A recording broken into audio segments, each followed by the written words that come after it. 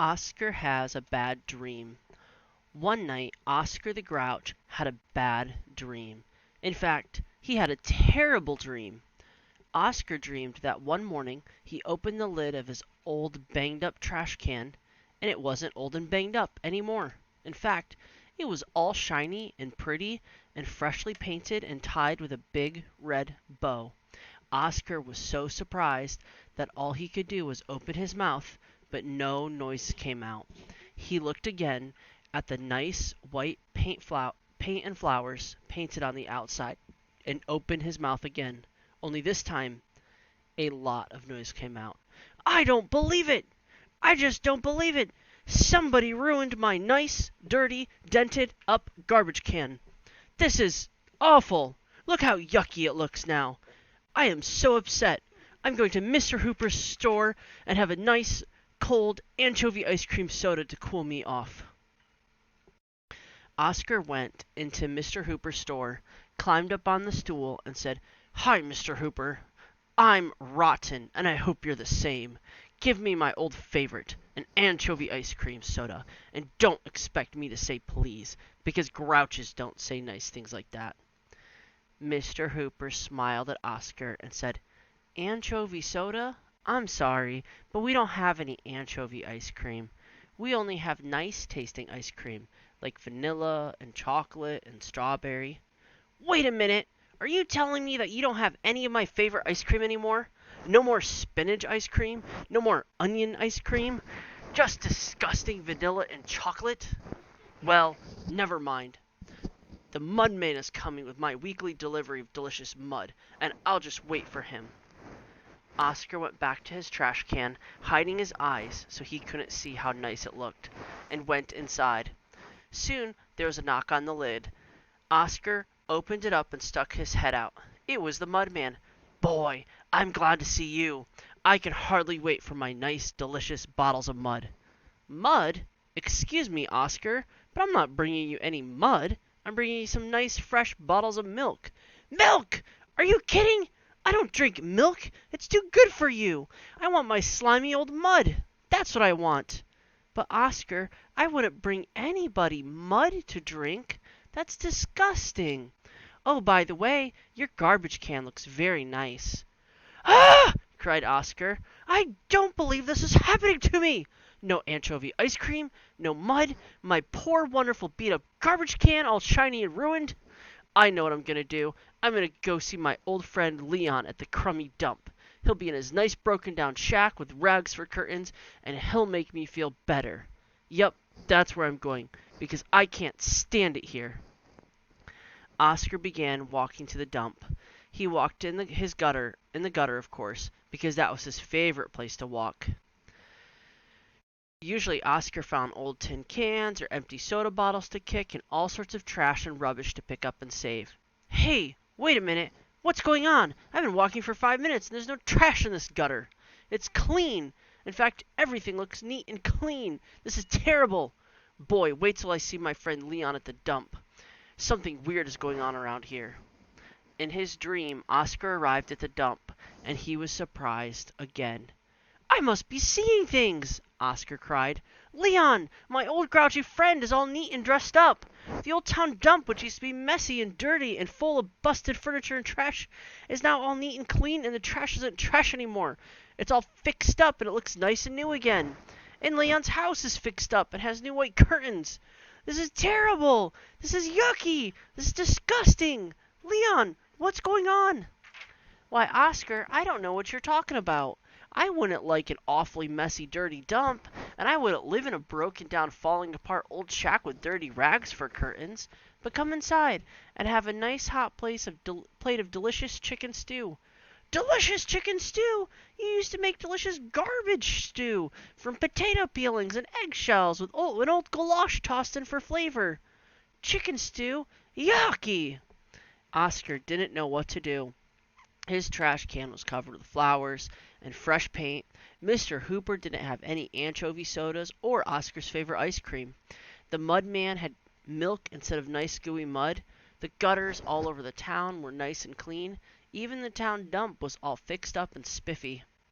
I must be going crazy, cried Oscar. There's no trash blowing around here. Everything's so neat and clean I can't stand it. How's a grouch supposed to live in a place like this? Oscar's terrible dream made him toss and roll around in his sleep. Finally, he fell right out of bed and onto the floor and woke up. Hey, I was only having a bad dream. Whew, I was getting worried.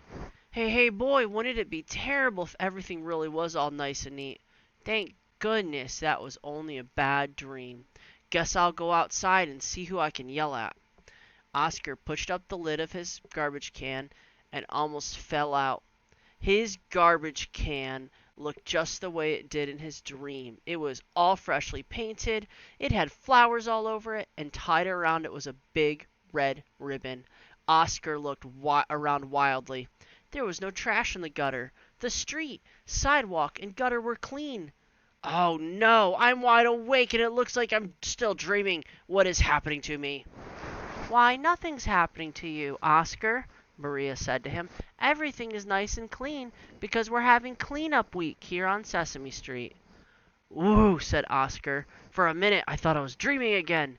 Cleanup week, huh? Well, I'm so happy that it's not my dream coming true that I might even help. So Oscar straightened back the bow on his garbage can and went back inside. But don't tell anybody, he said, and as he slammed the lid shut. Mr. Snuffleupagus. His home is the Snuffle Cave on Sesame Street. His favorite foods are spaghetti and cabbage. His best friend is Big Bird. Favorite activities: taking naps and visiting Big Bird. His favorite vacation is a trip to Hawaii with Big Bird. Size: he is 12 feet long from the tip of his snuffle to the end of his tail. His favorite wish is to meet Big Bird's friends, and his favorite saying is, "Oh dear." I Used to Be Afraid by Grover and Ernie. When I was little, I used to be scared of being alone in the night. I'd pull up the blankets over my head and pray that the sky would get light.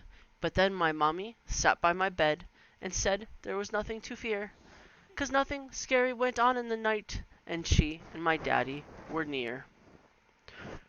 When I was little, I used to be scared of taking a bath in the tub. I thought when the water ran down that I would go with it, glub glub. But my old buddy Bert said, "Come on, use your brain. If you just take a look, you will see that you could never fit through such a very small drain." Now my tubby's where I love to be. B. Bert and the Beanstalk. Once upon a time, there was a boy named Bert. One day, Bert traded the family bicycle for a bag of magic beans. But Bert's buddy Ernie looked in the bag and said, "Beans? Blah! How boring!" And he threw the boring beans out the back window. Immediately, the beans began to bloom. By breakfast, they had blossomed into a big, beautiful beanstalk. When Ernie saw the beanstalk, he said, "Look, a big, beautiful beanstalk. That's really boring." But Bert wasn't a bit bored. "I feel brave," Bert bellowed, so he bounded up the beanstalk. Up, up, up went Bert, beyond the bean blossoms, beyond the birds, beyond the blue, until he came to the building belonged to a giant. Until he came to a black building. The building belonged to a giant named Burly Barney. Burly Barney was in the bedroom eating his breakfast of bushels of buttered buns, barrels of blueberries, and bunches of bananas. When Bert saw how big Burly Barney was, Bert beat it to the back room. There, Bert found a big basket. It was full of bottle caps. "Oh boy, oh boy, oh boy," said Bert. "Bottle caps! I collect bottle caps." So Bert brought the basket of bottle caps back to the beanstalk. But Burly Barney saw Bert, and he began to bellow, "You took my bottle caps!" "I better beat it," said Bert.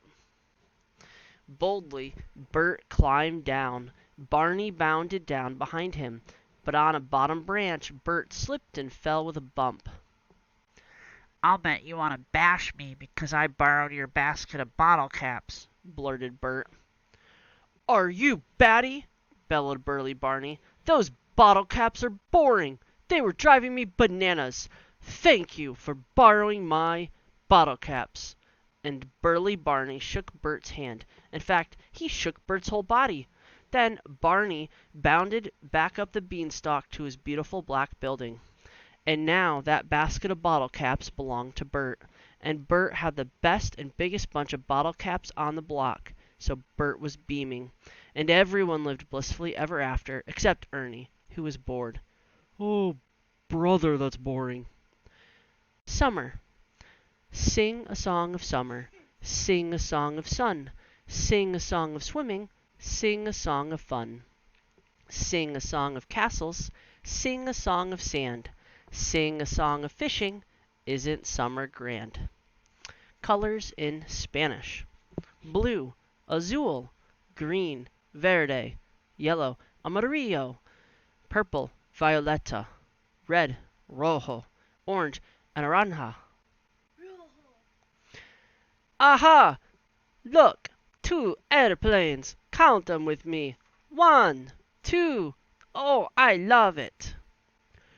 Hello, everybody. Lovable Grover is here with my new hobby. I am trying to catch this very beautiful butterfly. Look at those pretty wings. Look how gracefully she flies. What a lovely creature of nature. On second thought, maybe I will not catch her. I will just look at her.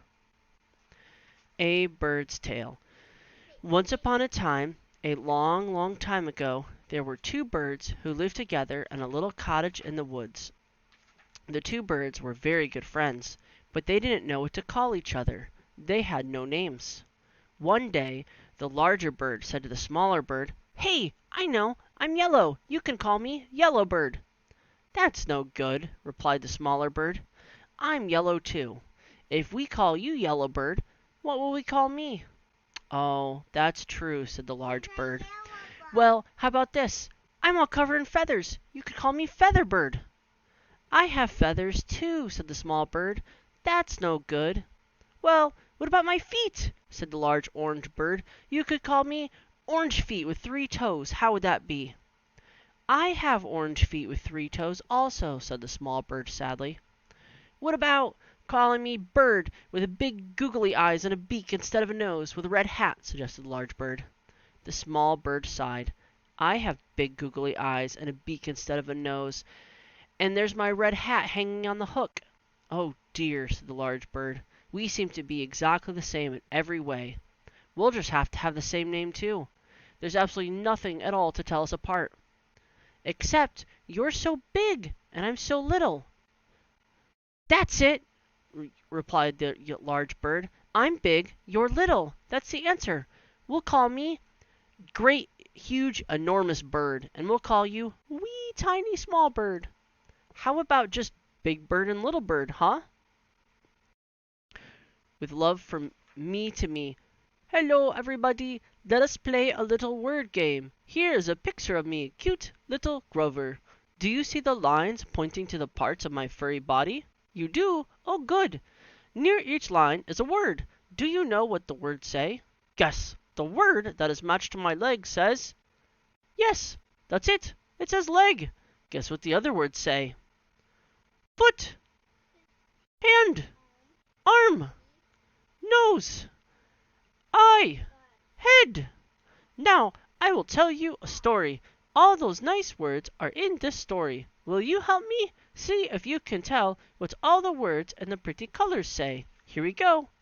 One day, I said, Foot, I like you. Foot, you can hop. Leg, I said, I like you. Leg, you are a friend of Foot. Hand, I said, I like you. You are fun. Arm, I said, you are wonderful. Arm, you can lift my hand way up. Eye, I said, I am so proud that you can see things. Nose, I said, I love you, Nose. You are so cute. Head, I said, Grover likes you very much. You are always thinking. So I made my foot, leg, hand, arm, eye, nose, and head feel very good that day. The end. A very old shape story. One day, a very long time ago, a caveman was pulling a box of rocks. This rock box is so hard to pull, the caveman complained, that by the time I get to my rock garden, I'm too tired to do anything. Then the caveman had a terrific idea. I'll put some things under the rock box to make it roll, he shouted out. So he went to his cave. Since triangles were his favorite shape, he decided to use triangles. After many hours of hard work, the caveman had hammered out 4 stone triangles. He attached them to his rock box and began to pull. Because the triangles had 3 corners, they couldn't roll. He pulled and pulled until the rope broke. I really do love triangles, but maybe I'd better use squares instead, so he thought to himself. So he went back to the cave and hammered out 4 stone squares. He attached them to his rock box and pulled.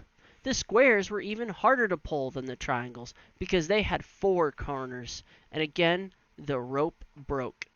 I guess that wasn't such a hot idea, the caveman mumbled, as he kicked a big round rock sitting in his path. The round rock began to roll down the hill. Round! The caveman yelled. Why didn't I think of that before? So he hurried home and hammered out 4 round stones. When he attached them to his rock box, the round stones rolled smoothly along because they didn't have any corners. Pretty soon, all his neighbors wanted round stones for their rock boxes too. So the caveman opened up a round stone shop in his cave. I think I'll call these round stones bananas, the caveman announced. So he did. The end. The counting page. Upside down, upside down. I am counting upside down. This is what I love to do when I count up to 2. 2 nice dragons.